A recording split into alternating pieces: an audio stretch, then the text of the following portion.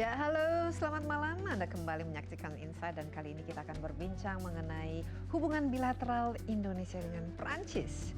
Peningkatan hubungan kedua negara ini telah terjalin pada tahun 2011 melalui penandatangan kemitraan strategis di sejumlah bidang. Dua fokus utama kerjasama Perancis dengan Indonesia adalah kerjasama akademisi dan kebudayaan melalui pertukaran pelajar, festival, budaya, film, kuliner, hingga fashion. Hubungan Perancis dan Indonesia kian erat. Nah, seperti apa keberhasilan pertukaran kebudayaan dan target kerjasama kedua negara? Simak bahasan selengkapnya bersama saya, Desi Anwar, dalam Insight.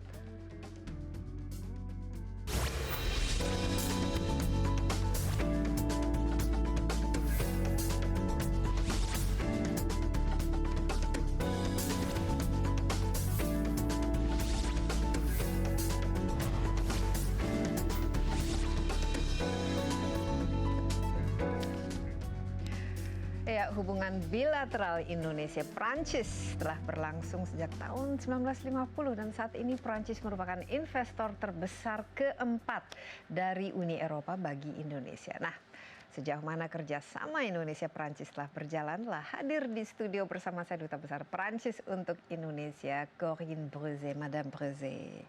Madame Ambassador, welcome. Thank you for being with us in Insight. Thank you for inviting me. This is your fourth year now as an ambassador. How do you like it? I love it. Yeah? Yes, it's very enthusiastic to be in Indonesia. It's such a big country and diverse, and you always have a surprise every day in Indonesia. While you're here, I mean, what's been happening in terms of improving the bilateral relations between the two countries? I mean, Indonesia and France, and we have been quite old friends.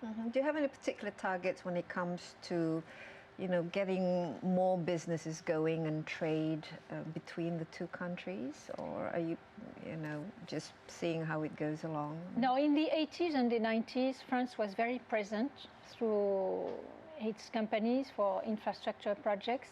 And as far as President Joko, we launched a new round of big project of infrastructure. We would like to be part of it. And we have a representative of the French Development Bank, AFD, here, which is funding a lot of green projects. And we would like to be present in sectors where we have special capacities, as green energy, for example, energy efficiency, building, and roads and train, of course, and we are very present in space because we have many Airbus, for example, and ATR, France Garuda, Lion Air, and all these companies which are very local companies, but they have a lot of planes, aircraft from France. But is Indonesia, Indonesia and France, I think France is the fourth largest trading partner in Europe. Are we still, how important are we to a country like France, obviously with lots of partners here in Southeast Asia? How does Indonesia fit in, and how important are we to France as a whole? In terms of investment, Indonesia is very important for France. We are the third largest investor here, European, and so for investment we have many companies which are investing. It's a huge market for us, and we are a very big partner. But in terms of trade, we don't do enough.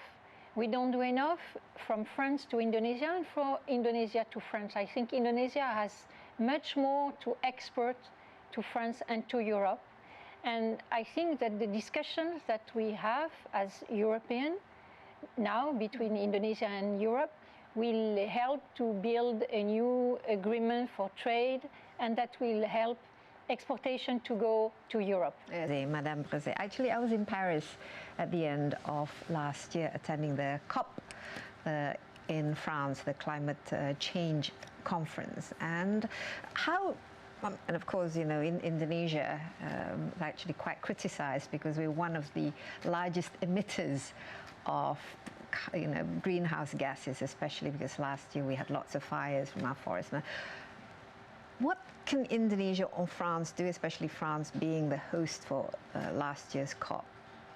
do together and better in order to make sure that we are part of the solution of climate change?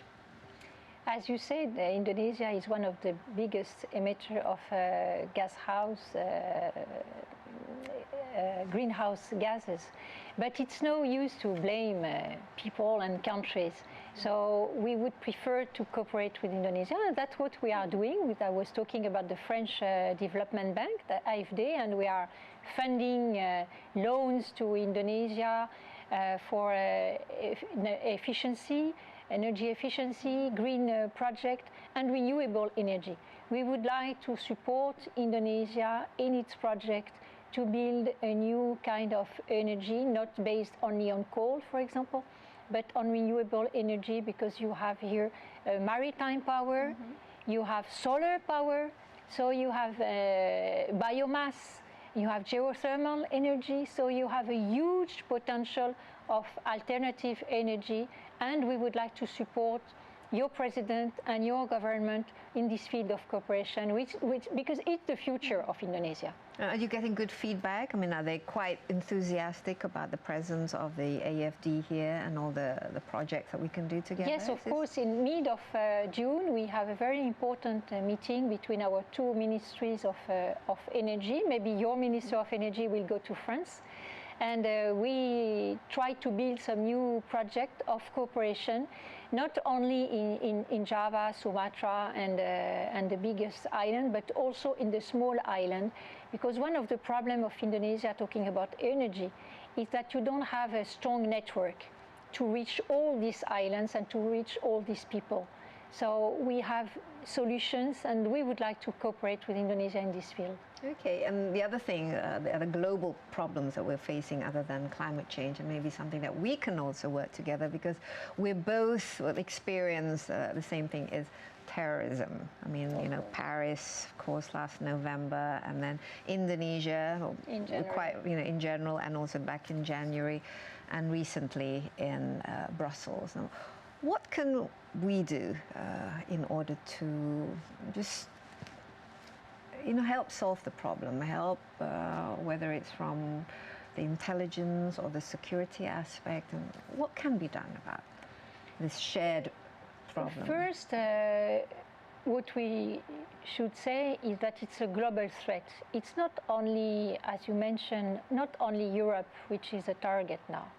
All over the world, people are the target, and countries are the target of this calamity, this catastrophe, which is the Islamic State in the Middle East. Because what do they fight? They fight against values. And France and Indonesia share the same values of tolerance, of mixed culture. We have almost 10% of our population which is Muslim in France. So we do share the same values of tolerance as Indonesia. And Indonesia, as the biggest Muslim country in the world, and which is putting in place every day this tolerance between all communities, should be an example and should be followed by other countries.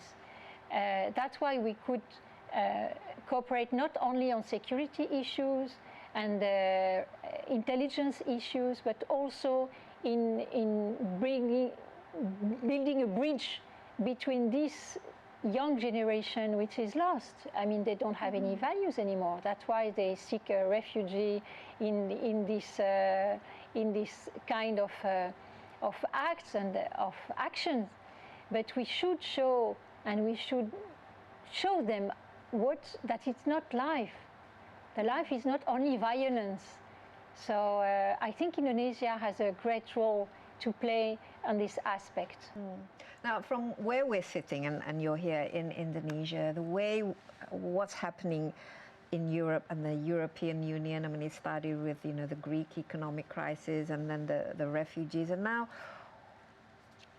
this idea of maybe Brexit, the UK pulling out, they're having a referendum in June, we don't know what's happening, but what is happening in Europe, do you think? And is this something that, can Europe save itself from all there's so many challenges, so many problems it's facing at at The this biggest moment? challenge now in Europe is the economic crisis. The economic situation globally is not good. Here you have 5% of growth At every least year. we're still growing. You are still growing, but in Europe we are growing with small percentage.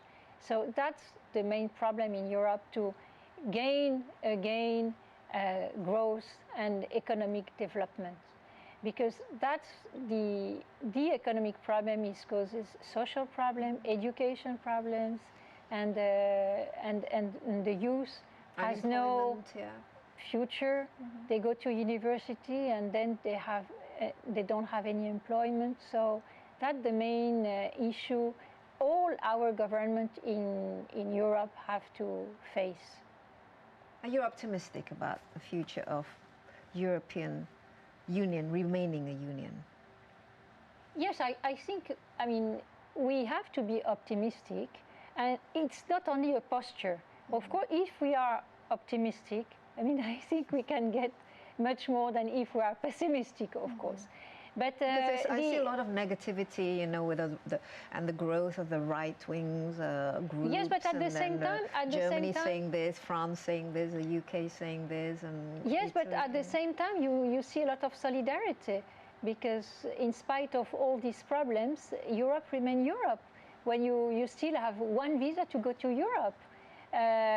So our borders are still open, even if we do control, but we are still open.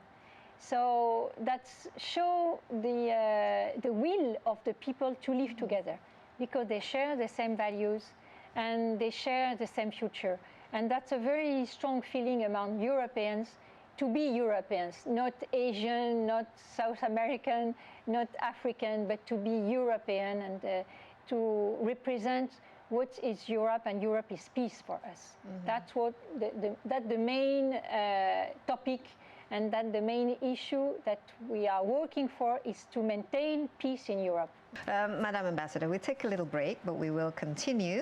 Dan kita masih akan berbincang dengan Duta Besar Perancis untuk Indonesia, juga untuk membahas mengenai kerjasama, termasuk kerjasama budaya Perancis dan Indonesia. Sesaat lagi dalam Insight.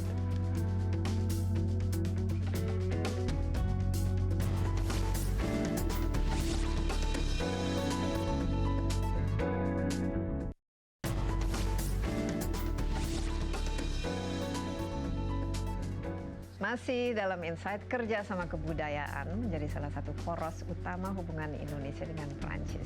Lembaga Kebudayaan Perancis pun telah dibentuk di 4 kota di Indonesia. Nah, apa saja yang menjadi target pertukaran budaya kedua negara? Kita lanjutkan perbincangan bersama Duta Besar Perancis untuk Indonesia, Corinne Brueze, Madam Ambassador. I love what it is you're wearing. How do you like Indonesian culture? Because this is one of those things that foreigners often they like the culture. They like. Are there any particular things about Indonesian culture that you yourself like? Yeah. What I do appreciate really Indonesia, and what I love, it's that it's very diverse. So you don't have only one culture for the whole country. When you go to Sumatra, when you go to Kalimantan, or when you stay in Java, even on Java Island, you have so many different culture, different type of people, different type of food. Because for us French, of course, food is very important. For Indonesians and also. And we do appreciate to have different kind of food. So that's one of the things I prefer the most here, the diversity of the country. And of course, when it comes to France, I mean, Indonesia, we're quite familiar. I mean, France and Paris, it's the capital of fashion. Of course, French food, everybody, loves French food. You have the Institut Français, the IFI, and now there are 4 branches, so to speak, of IFI in the whole of Indonesia. And how would you like Indonesia and France to be much more affiliated culturally? What are the activities that you'd like to see IFI focus on? So it's true that we have 4 branches of Institut Français d'Indonésie, IFI. We have 2 premises in Jakarta. We have one in Bandung, Surabaya, and there's one in Jogja. And Jogja. Bandung, Surabaya, and Jogja. And then we have the Alliance Française, which is a different kind of association or foundation, but which is promoting culture too. So we have in Medan, we have in Balikpapan, we have in Semarang, and we have in Denpasar, Bali. So we cover not all the country, but we cover a large part of the country and a large part of the population. And the IFI and the Alliance Française is working like a permanent open university for arts and culture for Indonesian people. And we try to work to have fusions between France and Indonesia in arts, because art is the common language for everybody. Yes. So even if you don't speak French, even if you don't speak Bahasa, you can speak the language of the body language, you can speak the fashion language, you can speak the musical language. So it's very important for us to make a strong link between population, because relationship between two countries is not only relation between ambassadors, between officials, between governments, it's between people. So we would probably more effective. Yeah? We would like to bring much more knowledge about our country to Indonesia, and we would like to help Indonesia to bring more knowledge about Indonesia in France. To France. Now, in the 4 years that you're here, do you feel that this kind of knowledge or relationship, is it growing? Is there an increase in Indonesians about France, learning the French language, going to France, studying in France, and vice versa? Do you see an increase in Yes, for sure. Interest? For sure. I really feel in these years here that we feel here a greater interest in the foreign countries, not only to France, but for France and for other countries. And for us, it's very useful, because we take the advantage of the much more interest that the young people, especially the young generation, is showing for foreign countries. And in France, we are feeling a greater interest for Indonesia, because Indonesia in France is well known for Bali. And but also Bali Anggun. Anggun. But Bali is not the only treasury that Indonesia has to discover and has to show to the world. So that's why we try to make more and more exchanges between students, between universities, of course, with teachers and students, and with music, with groups of everything, puppet and wayang, and as you said, fashion, batik exhibition in France, and that all there's a lot we can do more. together.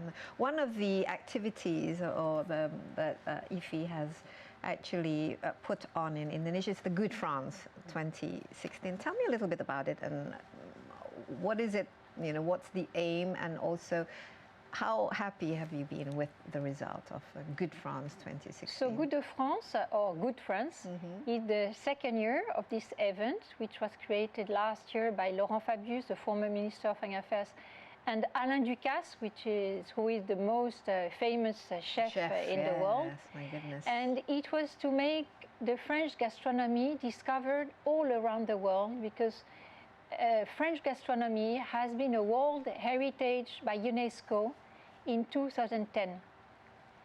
So now we think that we can share with foreign people, with friends, with French country. We would like to share this treasury we have, our gastronomy. And we brought this year a very famous French chef, Alain Passard, with the 3 stars Michelin. I know. I tasted the food. It was amazing. So it was in 22 restaurants this year, all over Indonesia, to taste the new French cuisine and to make Indonesians love the French cuisine, which is a very big challenge, because in Indonesia you are not used to a first course, second course, main course, cheese, dessert, so you are not used to that. So it's an education not only on the flavor, but on the how to do it, because for us gastronomy is not only food, it's an ambience. Yes, it's a whole package. It's an art de vivre. Yeah, it's a whole culture. How you sit for lunch, how you sit for dinner, and it's a very important and very friendly moment in your life to sit at a table and to share a meal with your friends. And we also had Sophie Marceau, of course, and the French we had actress. a special guest how star. was that? Yeah, tell me. Did you find that the visit was successful? Was she Was she happy being in Indonesia? And what would you like to see out of visits or activities? First, such as that? Sophie Marceau, she's a very famous actress, and she's very well known in Asia, and especially in China. She's an icon in China. And she has been a James Bond girl, as you know, a few years ago. And she came here to promote the French ballerine.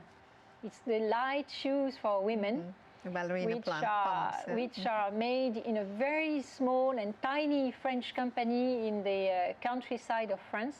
And she came here to promote these products, which she designed, and she chose the colors and everything. So she came, and it was by haute during the Good France, so she was our special guest star.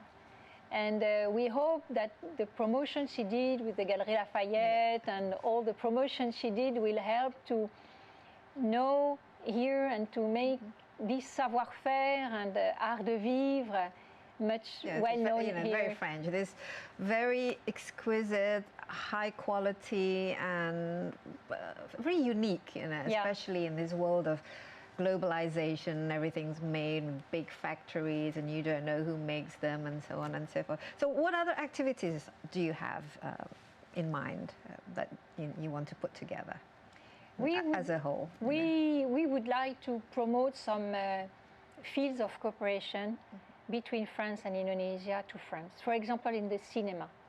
You have here producers, you have filmmakers, and we would like to promote those filmmakers to France.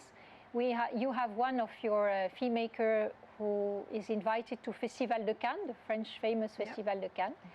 And we have short film documentaries festival. So we would like to encourage Indonesia to be more present abroad and more present in France in these very famous and worldwide festivals. Okay, Madame Brueze, thank you so much for speaking with us, and it's great, and I'm glad to hear that you're enjoying your time in Indonesia. Ya, setelah informasi berikut ini, simak perbincangan saya bersama salah satu aktris Perancis yang membawa salah satu fashion Perancis ke Indonesia. Siapa dia? Tetaplah bersama Insight.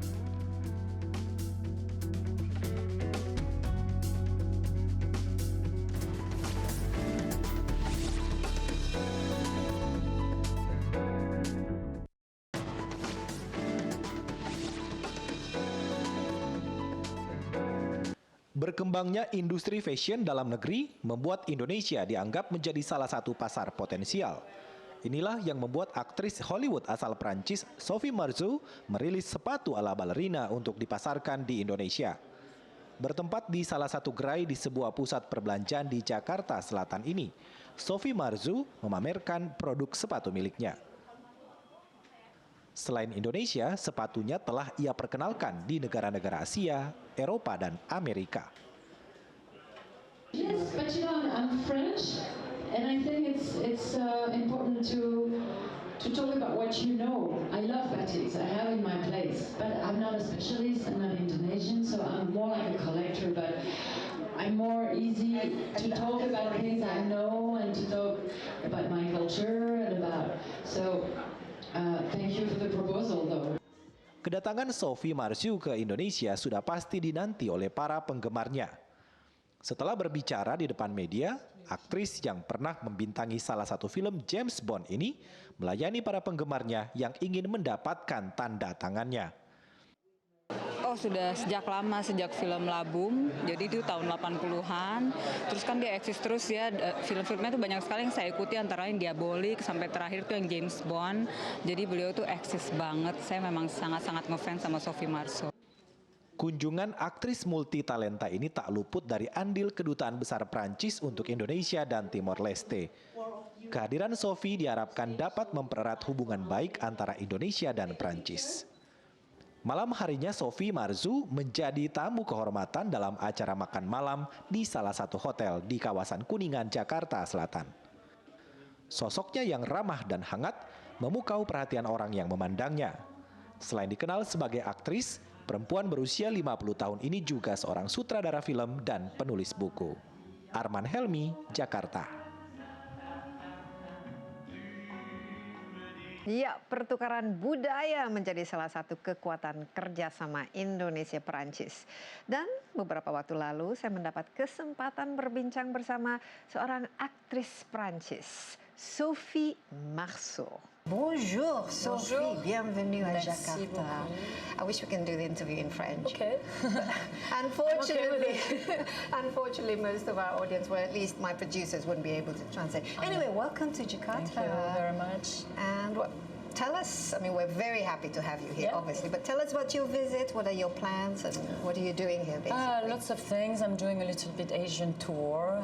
I came to China, and then I'm coming over here actually to present a new French brand, to present that I have a special affection for. It's a little PME. I don't know if you call that like this in English, but it's a little French factory. And what I'm interested in is actually to promote the French savoir-faire all around the world, you know. And I thought that was a good opportunity for this brand to be known all over Asia. So what's so special about the brand? Because it's, you know, it's handmade, it's very nice quality of material, of fabrics, and you know, we are living in a country that is getting so global now. I think it's interesting to let people know what we are good at and what the business is, not just for the big brand, but also there's a lot of little artists and art craft that is so special that I think it's worth to be known. And the products and I are don't mainly like to be in the main brand anyway. I always look for something complicated to promote. So you're like the brand ambassador for it. Yes. So what are the products mainly? They're shoes, ballerinas. Okay. And actually, and the last patronnier, we call the patronnier, the guy who knows how to make a shoe, because it is a special knowledge, worked with this factory, and I think it was the last one who was living in France, and he left away. So I thought, well, you know, those savoir-faire are vanishing somewhere in the world. It's good to be there, to let people know that there's a lot of savoir-faire. You know, I was in Jakarta 30 years ago. How many years ago? 30 years ago. To present my first movie, and I loved the fabrics here, the material, because they were so special, so Indonesian, you know.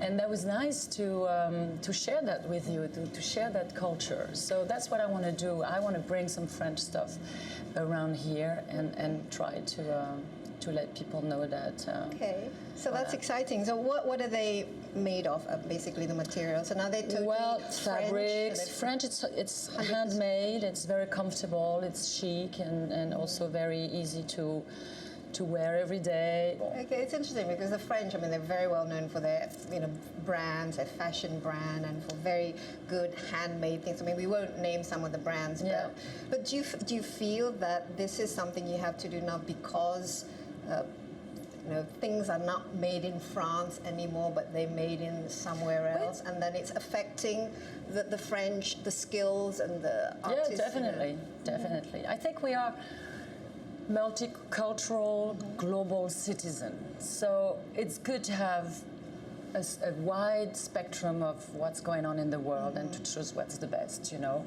So opera is Italian, cinema maybe is American, French also, and fashion can also be French, and little factory like this, I think, deserve to be known and to exist in this global world, you know. It should not just be the same all the time, and I think people are getting more and more sophisticated, and they're looking for different things that make them special, that make them different, and I like that. I like to be different. I like to be also in the main thing and to take advantage of what a human being is capable to do at his best. You know? But are you having fun going around Asia? Are you learning lots of things? Yeah, I do. Yes, actually, but I come to Asia very often. I used to go to Japan very much, to Korea. Now I'm going to China quite a lot. But I'm going also for cinema because that's my work and that's what I like to promote as well. Tell me about it, because I mean everybody knows you as you know, French actor and a very good one, a successful one. What are you working on at the moment? Anything? At the moment, I'm going to show my latest movie in Hong Kong Festival after tomorrow, which is a French movie, a small French movie. Interesting director, new director I worked with for the first time. I just finished a script that I'm going to direct myself. Oh, okay. So very soon. You're directing. I already did direct 3 times. I think you directed a few films. So I'm keeping busy. Okay, so which do you prefer best, acting or directing at this stage in your life? At the moment, I'm very happy to go back behind the camera. Telling people what to do for a change. Yeah, and no, I'm happy to do both. Actually, I've been kind of lucky in my career, and I've always also been free to choose, to do my choices, which were not always the easiest, but. Well, that's great, I suppose, because it means that you are so well established and people. Well, you're never so well established. And anyway, I don't like this idea of being well established. I like to tremble the establishment a little bit and to shake it a little bit. For myself, in my career, I need challenges, So if it's too quiet and too established, I need to shake it up. Yeah, to shake it up a little bit. How do you like to do that? Well, writing my own stuff or not going to the easiest thing, It depends. I mean, it's. What's the story this time that will shake the establishment? Well, the establishment, I don't know if it's the establishment, but to be free to do what your heart tells you to do. I mean, and you can easily get trapped into nowadays, success and glory and money and all of this. And that's not my goal in life. I want to what's important, it's the meaning of things. And nowadays things are going very fast, and sometimes we get lost in that speed of things. I always need to go back to the real purpose of my choices. And so sometimes I'm going to go to a very small theater and play like for 3 months, a complicated play, whatever. But to me, it teaches me something new, and it challenges me too. So, and if I feel that I'm getting evolved and that I'm learning something, I'm happy. If I feel that I again do and again the same thing, I'm not satisfied. So. And you've done so many films in your life. Do you feel yourself? Well, I've been working for like a long time now, and I haven't done so many movies. I could have done much, much more. But I remember watching you when I used to live in Paris, and you were like this sort of young, rising star. And but do you see yourself changing over the years, over the decades, and like all of us, I think. How do you think you've evolved both in your career and personally, and in the characters that's a great question, a big issue. How have I evolved? I think I have evolved as much as possible, as close as myself. I don't know what it means really, but to always go back on your shoes and on your ballerinas, to be somebody that follow its own desire and purpose of life. And I think I have quite a good harmony with myself so far. So what is the purpose of your life, do you find? Many has it things. changed over the years, or this is... Well, the challenges, as I said, to work with people that teaches me new things, to be honest as much as possible, to be a good person in life, to be responsible for my children, to be responsible in this world that is, has been moving and growing very fast, and to always go back to what is the first initial purpose. Do you like acting? Does acting make you happy? Yes. Or is it not always, but I do. I've interviewed some film stars. They said, well, don't ask me about my acting because it's work. That's how I earn my money. But ask me about this and this and this. But how do you feel I don't think you can do this job if you're not happy with it, because you have to give of yourself. You have to open your heart. You have to be really personally involved. So I don't know how I would do it differently if I was bored or if I was not in full comprehension of what I do. I don't know if I could do this job. I think it would be the most boring job ever. But why did you choose acting? Is this something that was thrust on you, or was it because you had this? I didn't choose it, to be honest. I didn't choose it. You know, I was very young when I got here in Jakarta. I think I was like 13 or 14 years old. I presented my first movie. It happened to me because I was looking for a job. I knew, and I knew that my work I would realize myself. You were 13, you were looking for a job. Yes, I was. Shouldn't you be at school when you're that age? Yeah, but it was not my faith because I didn't want to. To me, I needed to feel like useful to something, and most of all, above all, I wanted to be independent. I didn't want to depend on my parents that were low social class and they were hard workers, and I saw how difficult it was for them, and I didn't want to be a weight for them. I wanted to be independent. So, and I've seen them being happy working, even if it was a hard job. They've always been proud. They've always been to show their work, you know. And I thought, wow, that's great because you can make money a little bit, at least to a minimum, you know. And a lot, if the more famous you get. Well, yeah, but you know what? Yeah, the thing was to realize yourself into your work. I think that's whatever work you do. I've always been taught to do it as the best as you can. But did you have to take lessons, acting lessons? And no, I didn't have time, to be honest, because the first movie was a big success, and then I got not trapped, but I got into that career, and I didn't have to go to school. So you're I think the best school for me, not natural, I've learned through my experiences on the sets. That was the best school for me.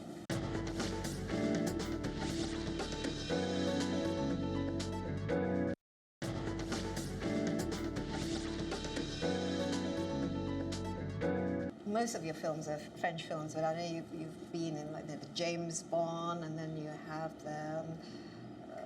the one with Mel Gibson. Got you. I know. She didn't do her homework. I did. No, I've seen it. I watched it. Anyway, how do you feel? I mean, because the industry, the film industry, Braveheart. Yes. Yay! Do I get it? How do you feel that the film industry is so much dominated by the American Hollywood industry, and then for you to be a European, French, and then you enter this? What's the big difference? I mean, did you feel any difference? I don't know. I mean, it's as different as America is different from France. You know, it's cultural. Cinema, it's really cultural. Bollywood has nothing to do with American movies, and Japanese movie are Japanese, and Chinese movie are Chinese, and that's what makes them interesting. It's that, and that's what I think they should keep on doing. It's to be identified as a culture and not as a, now maybe everybody's trying to do the same kind of movie, commercial movies. Well, as long as they get money and the money then is shared with other kind of cinema, that's great. But did you enjoy working in blockbuster movies as opposed to, the smaller? Yeah, because the people that were doing those movies were interesting. Mel Gibson, the movie is a very nice movie, and he gave all his heart doing it, as well as the James Bond. I mean, these projects were just great. It was not like just a commercial movie. There's a lot of work behind a James Bond or a Braveheart. Oh, yeah, I mean, a lot of writing, a lot of thoughts, a lot of energy, and a lot of seriousness. You don't spend like $100 million or $50 million just like this. It is a big deal. So it is serious very much. So those projects were just great, and that's why I accepted them, because I liked what I was given to do. I liked those people I worked with, and that had made me very happy. So, would you take on projects like that again? Depends on the scenario. It depends on the people. You are offered to do all kind of things, and I think you kind of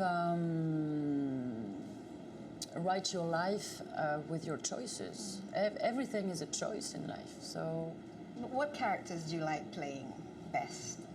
I mean, especially now you get to choose whatever characters I don't have like a specific thing. I want to be surprised. I want to do something I haven't done before. That's the quality of this work, is that you can always be surprised. You never know. Tomorrow I can play fairy tale, or I can play whatever. You know, that's the thing, is imagination, fantasy, or realism, or whatever. Yes, of course. Human beings are not just made with one color, you know, and that's what I'm interested in. It's to explore all these the little nuances. Yes. Yeah. But how about fame and fortune? Because I mean, being a star, especially a film star, is always tied with, you know, the pressure of fame or the attention. How do you cope with it? And does it bother you, or especially now with the social media? Yeah, it's crazy. Always in your face. It's just, to be honest with you, most of the time I want to get into a mouse hole and just being, because too much exposure is too much, and I don't like that at all. But you know, I've been famous since I was 13, so I coped with it, kind of. I'm like Spider-Man, you know, I was not yet done completely at 13, so I became famous. Peter Parker. Yes, I was Peter Parker, and then I became Spider-Man. So I've always been famous. So I kind of deal with it naturally, with a lot of distance, with a lot of. What about the media? Do you find the media cruel, or do they treat you kindly? Depends, you know, but I don't want to get too much into that. It means that I don't read the critics, because it's too painful when they're bad, or when they. You don't at all? No, I don't like that, because... You're not one who said, ooh, let's see what's the review of my No, I don't films. like that. I prefer to be like the ostrich. You know, I put my hand into the sand. You can see the rest, but I pretend I don't know anything. Okay, well, that's interesting, yeah. But, Sophie, I like the way you mentioned that we're now such a globalized world, and it's a multicultural, and me in Indonesia and the views that looking at what's happening in Europe, especially with, you know, the refugees, and I mean, are there concerns that you yourself are harboring about what is happening in Europe? Are there global issues? That would be difficult not to really be concerned. We're going through a great crisis all over the world. I'm not the right person to talk about politics and all this, no, I mean, but, you know, as a I human am. being. I'm not happy to see those people not having any houses or country. And I think there's something really going wrong, and we should do something about that. But, you know, there are people that are supposedly that have studied to find solutions and to help the world to get better. So at my place, you know, I would just try to be myself, a good citizen, and that's all I can do. And I believe in people's responsibility. Each of us should be responsible, and I believe that one day people will work together. I don't know about the states anymore, you know. I think they're kind of lost, so I believe in people's solidarity, I believe in people's intelligence, I believe in people's sensibility, and I believe the solution will come from them. But it'll take a long time, and people need to be educated as much as possible to understand the world we live in. And that's everyone's responsibility. But are you worried about the future, especially as you have children? Yes, I am. mean, we've got lots of, you know, like climate change issues, we have conflicts, we have ISIS, we have whatever. Yes, I am. Yes, I am, very much. I am, but I want to be optimistic. I have children, and I want to believe that the solution will come from them, because they're very intelligent, because they're very aware of what's going on. And I want to bet on them that they're going to find solutions. If they say, Mama, I want to be a film star, I want to be famous. They do what they want to do, you know. You don't have any specific dreams about No, I want them to be happy. I want them to be in harmony with themselves, and to do what they're the most honest to, you know. And then, what can I do? The only thing I can do for them is to be there whenever they need me, and to talk with them whenever they want to, when they need an advice or whatsoever, to be there, to be loved. I think love is a big deal too. You know, if people loved each other, it would be much easier in the world. Yeah. I mean, it's a little bit like nice to say so, true. but it is true. Day. You know, hate doesn't solve anything. So I believe in resilience. I believe in tolerance. I believe in understand the other people, however different they are. So how do you teach your children to have this inner love and peace? Because with a lot of attention, so much surrounding with the internet, the social media, the online. Yeah, but I trust them. I trust their mind. I trust their sensibility. I've always been a loving mother, I think, and I can tell now that they are concerned by the world and they think about it and but they have somebody to trust. And that is the best thing ever, you know, to have someone to trust, because then you know that you're not alone. When you're alone, who cares, you know? You can do whatever. If you have been treated like, you're gonna treat like shit people, you know? But if you've been treated with respect and love, you cannot treat people like shit then. Are you looking forward? I believe in education by example, to model, to show, not blah, blah, blah, blah, blah, but just to show a good example.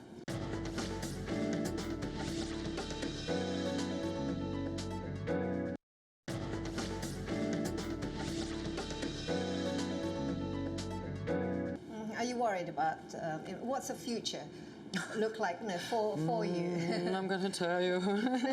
You know, as we get to a certain age in life and we start looking back. And maybe we're going to live in another planet. Maybe we're going to live in a virtual reality. That would save this planet, because everything that is solid nowadays is falling apart. So come on, wake up, don't waste, clean, you know, be aware of your everyday life and just... but the problem is that I think we went too far, and so I don't know what the solution is. But I believe in people's, again, intelligence. If we're capable to destroy, I believe we're capable to build. But what about in terms of work, things that, you know, on your wish list? Do you have a long things to do wish list, dreams, or that you want to pursue? No, I don't. I'm not a dreamer. You're not? No, I'm not.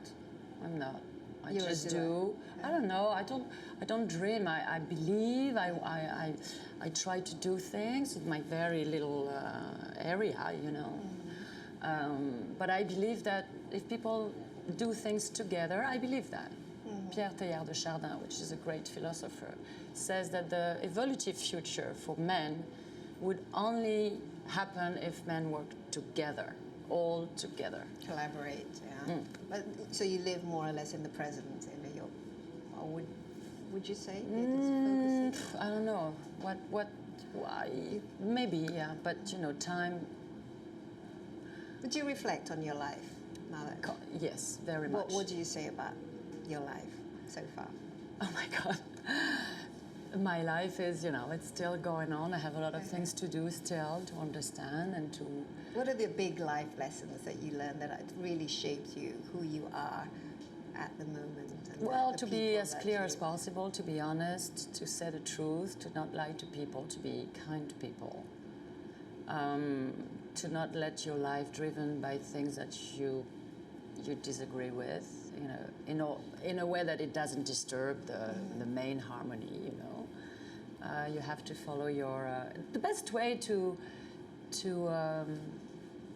do things, how would I say, honestly, is to follow your... To be authentic, maybe.